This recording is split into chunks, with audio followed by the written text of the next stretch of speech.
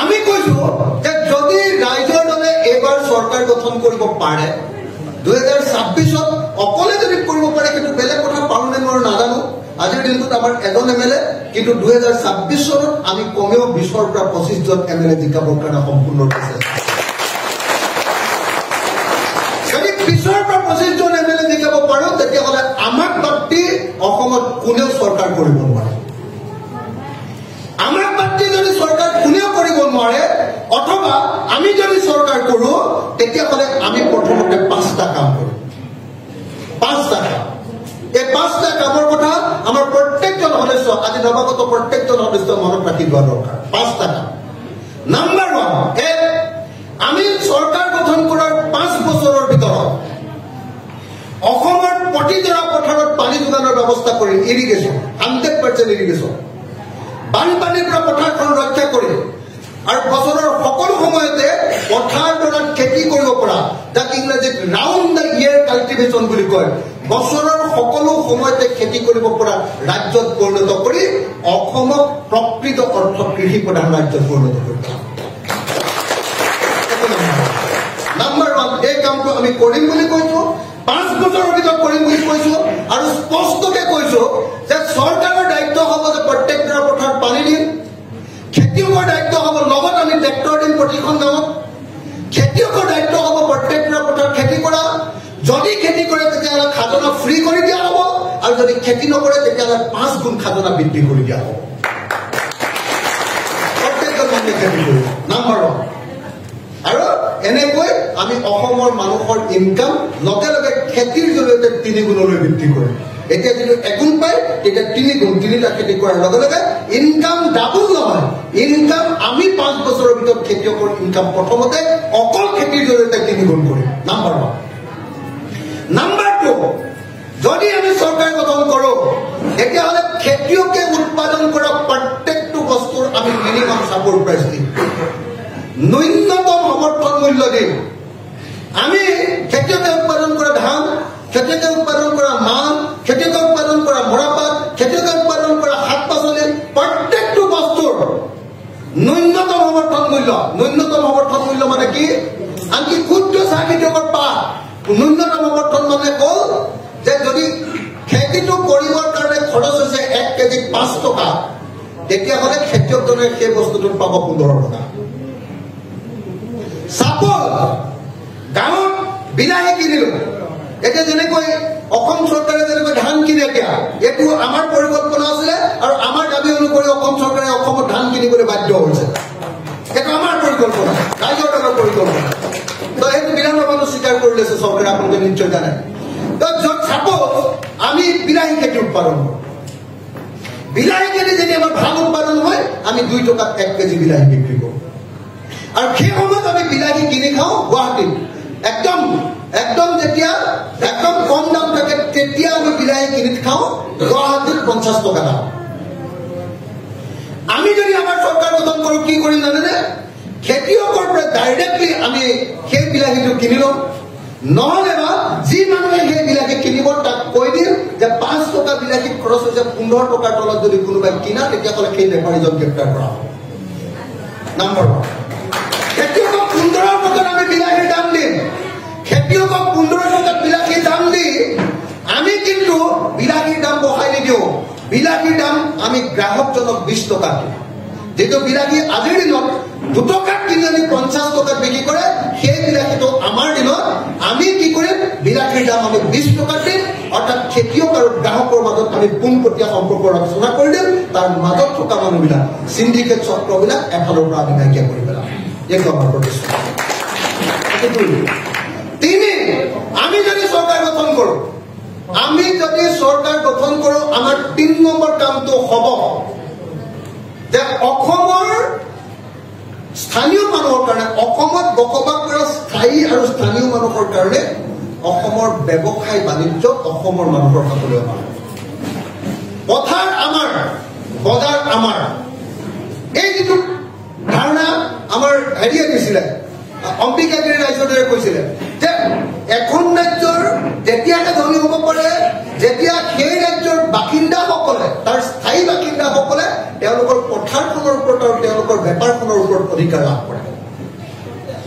বজাৰখনৰ ওপৰত অধিকাৰ লাভ কৰে। আমি চেষ্টা কৰিম যে আজিৰ দিনটোত গোটেই কৰ্পৰেট শক্তিয়ে গোটেই বজাৰ দখল কৰি পেলোৱাৰ ফলত ব্যৱসায়ীবিলাকৰ কাৰো ব্যৱসায় ভাল নহয়। আপোনালোকে যিকোনো এটা আপুনি ৰিটেইল চেল দোকানলৈ যাওক, ৰিটেইল চেলৰ দোকানত মানুহে দোকানীজনে মন মাৰি বহি আছে। কাৰণ কিয়? হয় একদম অনলাইন ব্যৱসায়, নহলে বা ডাঙৰ ডাঙৰ মলবিলাক খোলাৰ ফলস্বৰূপে সম্পূৰ্ণৰূপে আমাৰ এই ৰিটেইল চেল ব্যৱসায়ীবিলাকৰ অৱস্থা বেয়া। আমি আপোনালোকক কথা দিছোঁ যে যদি ৰাইজৰ দলৰ চৰকাৰ হয় তেতিয়াহ'লে বজাৰ স্থানীয় মানুহৰ হাতলৈ আনিবৰ কাৰণে আমি সকলো পৰিকল্পনা গ্ৰহণ কৰিম। এইটো ৩ নম্বৰ। ৪ নম্বৰ, আমি যিটো কাম কৰিম সেইটো হ'ল, আৰু দুটা কথা কৈ মই শেষ কৰি দিম। এই কথাটো 5টা কথা কম বুলি কৈছিলো। ৪ নম্বৰ কামটো হ'ল যে আমি যদি চৰকাৰ গঠন কৰো তেতিয়াহ'লে হিমন্ত বিশ্ব শৰ্মাই যেনেকে কৈছে যে জাগিৰোডত কি এইটো ইণ্ডাষ্ট্ৰী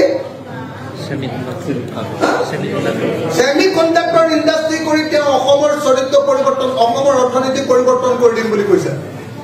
আমি ৰাইজৰ দলে কৈছো যে যদি আমি চৰকাৰ গঠন কৰো 5 বছৰৰ ভিতৰত অসমৰ প্ৰত্যেকখন গাঁৱত ক্ষুদ্ৰ উদ্যোগ গঠন কৰি, অসমৰ প্ৰত্যেকখন গাঁৱৰ মানুহক সংস্থাপন দি, অসমৰ গাঁৱৰ ল'ৰাবিলাক যে বেংগলোৰ, চেন্নাই আৰু কেৰালাত আছে প্ৰত্যেকজন ল'ৰা ঘূৰাই আনি অসমতে অসমৰ মানুহক আমি কাম দিয়াৰ ব্যৱস্থা গ্ৰহণ কৰিম। এইটো আমাৰ চেলেঞ্জ, আৰু তাৰ কাৰণে আমাৰ পূৰ্ণ পৰিকল্পনা আছে। এই কিতাপত এটাকৈ কেনেকৈ কোনটো বস্তু কি ইণ্ডাষ্ট্ৰী ক'ত হ'ব প্ৰত্যেকটো কথা আমি ইয়াক সুসন্নিৱিষ্ট ৰূপত ইয়াতে সংঘবদ্ধ কৰি ৰাখিছোঁ। আপোনালোকক মই জনাব খোজো, আজি আপোনালোকে এখন গাঁৱলৈ যাব, গাঁৱত যদি আপোনালোকে সোধে যে এই গাঁওখনৰ মানুহে খেতি কৰাৰ পাছত আটাইতকৈ বেছি কি কাম কৰে, অলপ কথাটো বন্ধ কৰিব না প্লিজ। আজি যদি গাঁৱত কোনোবাই সোধে, যিকোনো এখন গাঁৱত গৈ, উজনি হওক নামনি হওক, এখন গাঁৱত গৈ আপুনি সোধক যে আপোনালোকৰ গাঁৱৰ মানুহে খেতি কৰাক বাদ দিয়ে আটাইতকৈ বেছি কি কাম কৰে, তেতিয়াহ'লে গাঁৱৰ মানুহে ক'ব, একেলগতে চিঞৰি ক'ব যে আমাৰ গাঁৱৰ ডেকা ল'ৰাবিলাকে খেতি কৰাক বাদ দি দ্বিতীয় যিটো কাম কৰে সেইটো হ'ল হাজিৰা, মিস্ত্ৰীৰ লগত যোগালীৰ কাম কৰে। প্ৰত্যেকখন গাঁৱত আপোনালোকে সুধি চাওক এইটো হয় নে নহয়। দ্বিতীয় কথাটো ক'ব যে আমাৰ গাঁৱৰ ল'ৰাই দ্বিতীয় যিটো কাম কৰে সেইটো হ'ল বেংগলোৰ, কেৰেলা বা চেন্নাইত গৈ চিকিউৰিটি গাৰ্ডৰ কাম কৰে। অসমৰ আটাইতকৈ উঠি অহা যুৱক যুৱতীবিলাকৰ আটাইতকৈ বেছি কাম, অৰ্থনৈতিক যিটো কাম, সেইটো যদি মিস্ত্ৰীৰ যোগালী বা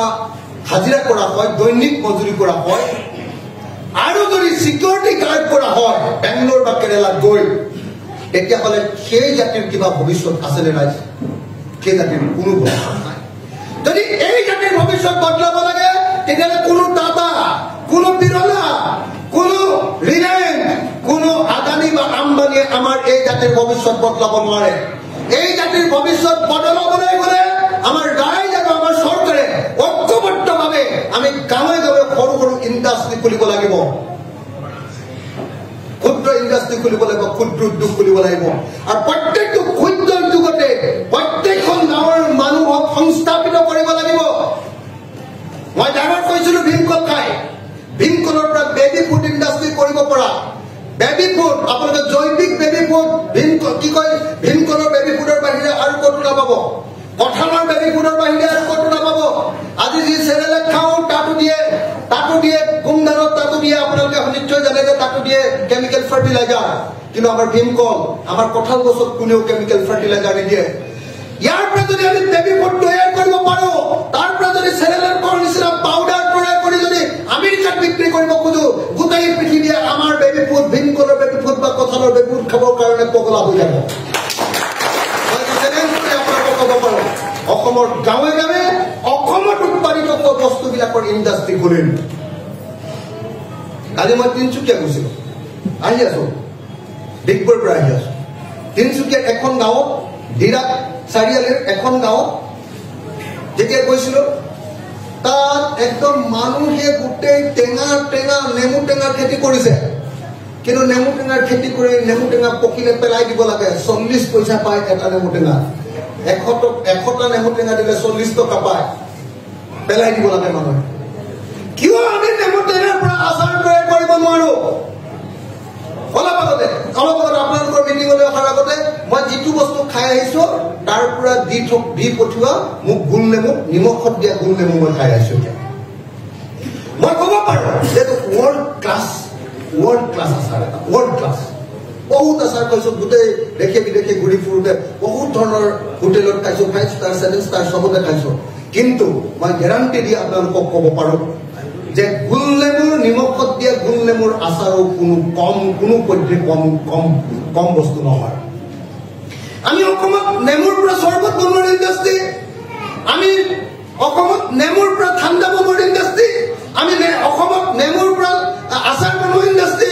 আমি অসমত বিলাহীৰ পৰা টক বনোৱা জেলি বনোৱাৰ ইণ্ডাষ্ট্ৰী আচাৰ বনোৱাৰ ইণ্ডাষ্ট্ৰী প্ৰত্যেক ঠাইতে যেতিয়ালৈকে খুলিব নোৱাৰি যেতিয়ালৈকে অসমৰ কাজি নেমু আৰু গোল নেমুৱে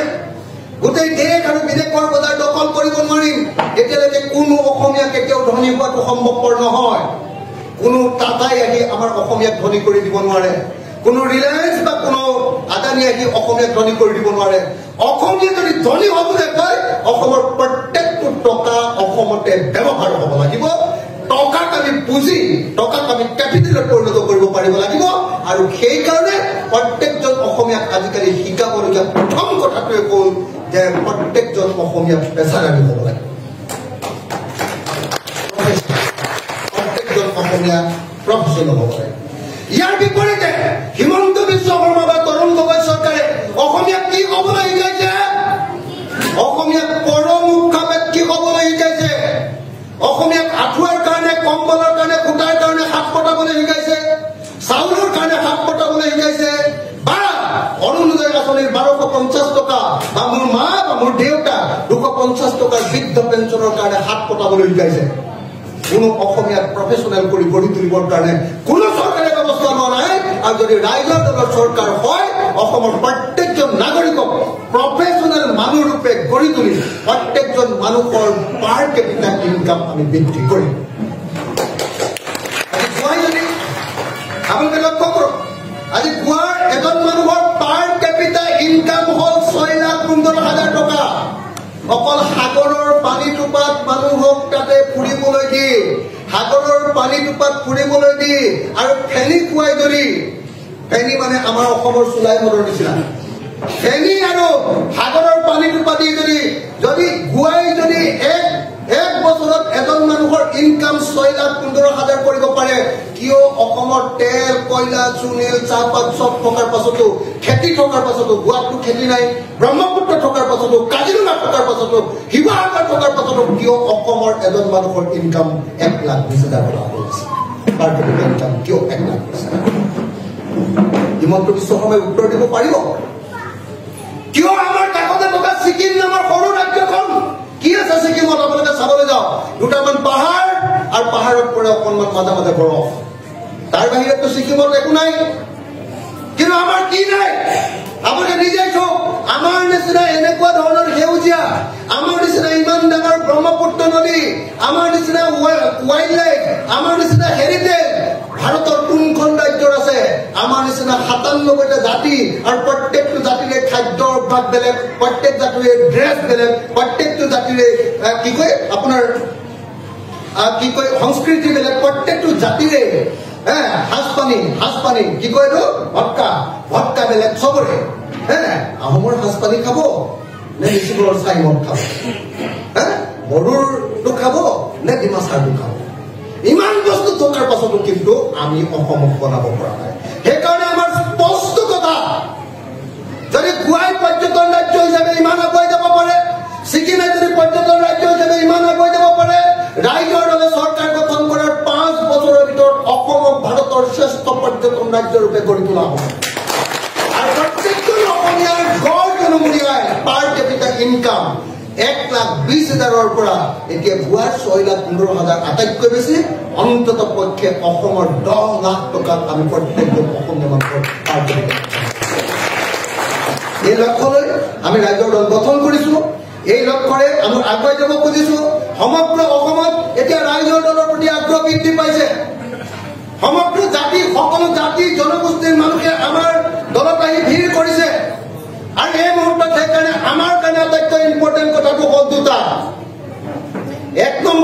আমাৰ কাৰণে আটাইতকৈ ইম্পৰ্টেণ্ট কথাটো হ'ল যে এই মুহূৰ্তত জিকিব পৰা নাম্বাৰ 1 দলৰ প্ৰতি আনুগত্য থকা, এইটো 1 নম্বৰ আচলতে দলৰ প্ৰতি আনুগত্য বা দলৰ আদৰ্শতে পুৰা জিনি যোৱা নাম্বাৰ 1। নাম্বাৰ 2 উইনেবিলিটি থকা লিডাৰ তৈয়াৰ কৰা 126টা সমষ্টিৰ কাৰণে 126জন লিডাৰ তৈয়াৰ কৰাটো আমাৰ প্ৰথম আৰু প্ৰধান দায়িত্ব। আমাৰ দ্বিতীয় দায়িত্বটো হ'ল অসমৰ প্ৰত্যেকটো জাতি জনগোষ্ঠী,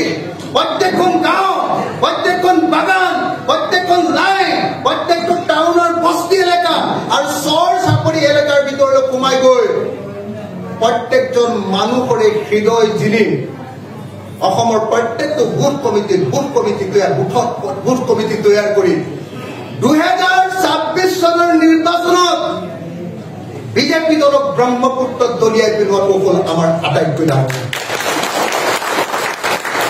আমি দুটা দলক 2026 চনত ব্ৰহ্মপুত্ৰত উঠুৱাই দিব খোজো। এটা হ'ল হিমন্ত বিশ্ব শৰ্মা নেতৃত্বাধীন হিন্দু সাম্প্ৰদায়িক দল বিজেপি, আৰু আনটো হ'ল বদৰুদ্দিন আজমল ডাঙৰীয়াৰ নেতৃত্বাধীন মুছলমান মৌলবাদী দল AIDF। এই দুয়োটা দলকে 2026 চনৰ নিৰ্বাচনত আমি ইয়াতে গুৱাহাটীতে চকীয়ে টকীয়ে ধৰি বান্ধি আমি ব্ৰহ্মপুত্ৰত দলিয়াই দিব খোজো আৰু তেওঁলোকক এই কাম কৰিবৰ কাৰণে আমি সকলোৱে এতিয়া ঐক্যবদ্ধভাৱে লাগি গৈছো। মই আপোনালোকক অনুৰোধ জনাম, আমাক তেনেকুৱা আদৰ্শবাদী কেইজনমান নেতা লাগে, আমাক আদৰ্শবাদী তেনেকুৱা লিডাৰ লাগে, আমাক আদৰ্শবাদী তেনেকুৱা কৰ্মী লাগে যি ক'ব যে 10 বছৰ ৰাইজৰ দলত দিম আৰু 10 বছৰৰ ভিতৰত অসমৰ চৰিত্ৰ সম্পূৰ্ণৰূপে বদলি কৰি দিম, অসমৰ চেহেৰাই বদলি কৰি দিম। মই আপোনালোকক সেইকাৰণে কৈছো, ৰাইজৰ দলত আপোনালোকে কাম কৰিবলৈ অহাটো কেৱল আপোনালোকে পঞ্চায়তৰ মেম্বাৰ হ'বলৈ অহা নহয়, কেৱল আপোনালোকে জিলা পৰিষদৰ মেম্বাৰ হ'বলৈ অহা নহয়, আপোনালোকে MLA বা MP হ'বলৈ অহা নহয়। ৰাইজৰ দলত যদি আপোনালোকে যোগদান কৰিছে আৰু ৰাইজৰ দলৰ কাৰণে যদি সঠিকভাৱে কাম কৰিছে, তেতিয়াহ'লে অহা 10 বছৰৰ ভিতৰত অসমৰ চেহেৰা সলনিত হৈ যাব। আৰু সেইকাৰণে এই সময়ত ৰাইজৰ দলত কাম কৰাটোৱে অসমৰ জাতীয় জীৱনৰ আটাইতকৈ গুৰুত্বপূৰ্ণ কাম বুলি মই বিবেচনা কৰোঁ। প্ৰত্যেকজন নাগৰিকক আজি আমাৰ দললৈ আদৰণি জনাইছো, সকলোকে সংবিধানখন পঢ়িবৰ কাৰণে, সকলোকে কৰ্মসূচীখন পঢ়িবৰ কাৰণে, আমাৰ সপোনৰ অসমখন এইখন পঢ়িবৰ কাৰণে আহ্বান জনাইছো। আৰু সকলোকে কথাবিলাক বুজি বাজি আগবাঢ়ি আহি সঁচা সঁচিকে সকলোৱে মিলি মই আকৌ কৈছো, আমাৰ দলৰ ভিতৰত সকলো জনগোষ্ঠীৰ সমান অধিকাৰ আছে। আমি কাকো ওপৰত আৰু কাকো তলত নাৰাখো। সকলো জাতি জনগোষ্ঠীয়ে আমাৰ দলৰ ভিতৰত সম্পূৰ্ণ গণতান্ত্ৰিক চেতনা পাব। আৰু কোনেও যাতে সাম্প্ৰদায়িক কথা দলৰ ভিতৰত নকয়, মই আজি আপোনালোকক সকলোকে সোঁৱৰাই দিছো, নতুন হ'ব। আমাৰ দলৰ ভিতৰত সাম্প্ৰদায়িকতা আমি কেতিয়াও ব্যৱহাৰ নকৰোঁ। আমাৰ দলৰ কোনো মানুহ সাম্প্ৰদায়িক হ'ব নোৱাৰে। যদি কোনোবা সাম্প্ৰদায়িক হৈছে, বিজেপি বা AIDFৰ ওচৰলৈ গুচি যাওক, আমাৰ দললৈ আহিব। মই ইমানখিনি কথা কৈয়ে নতুন সকলো নেতাকে আমাৰ দললৈ আদৰণি জনাইছো, সকলো কৰ্মীকে আদৰণি জনাইছো। আজি আম আদমি পাৰ্টীৰ 2খন জিলা কমিটি আমাৰ দলত চামিল হ'ব, প্ৰাক্তন জিলা কমিটি। আৰু আটাইবিলাক যিমানবিলাক আছে এফালৰ পৰা সকলো যিবিলাক বিভিন্ন ৰাজনৈতিক দলৰ যিবিলাকে গুৰুত্ব লাভ কৰা নাই, যিসকলে গুৰুত্ব পাব লাগিছিলে, যিবিলাক আদৰ্শৱান মানুহ, আটাইবিলাক দলৰ পৰা আমাৰ লগত যোগাযোগ চলি আছে। 2026 চনত সঁচা সঁচিকে আপোনালোকে এটা বেলেগ ধৰণৰ ব্যৱস্থা দেখিবলৈ পাব। মই সেইকাৰণে স্পষ্টকৈ ক'ব খোজো যে আজিৰ দিনটোত অসমত ফাষ্টেষ্ট গ্ৰয়িং, আটাইতকৈ দ্ৰুত গতিত আগবাঢ়ি যোৱা দলটোৰ নাম হ'ল ৰাইজৰ দল। আৰু সেইকাৰণে সকলোৰে চকুৰ এটা সপোন আহিছে যে ৰাইজৰ দলে 2026 চনত চৰকাৰ পৰিৱৰ্তন কৰিব, ফেচিবাদক সাম্প্ৰদায়িকতাবাদক অসমৰ পৰা বিদায় দিব, আৰু আমি অসমত গণতান্ত্ৰিক আৰু প্ৰকৃত প্ৰগতিশীল জাতীয়তাবাদী চৰকাৰ গঠন কৰিব পাৰিম। এই আশা কৰি মই মোৰ বক্তব্য সামৰণি মাৰিছো। আৰু আপোনালোক সকলোকে দললৈ আদৰণি জনাই মই এটা শ্লোগান দিব কৈছো, সকলোকে এটা শ্লোগানত অংশগ্ৰহণ কৰিবৰ কাৰণে অনুৰোধ জনাই বৈ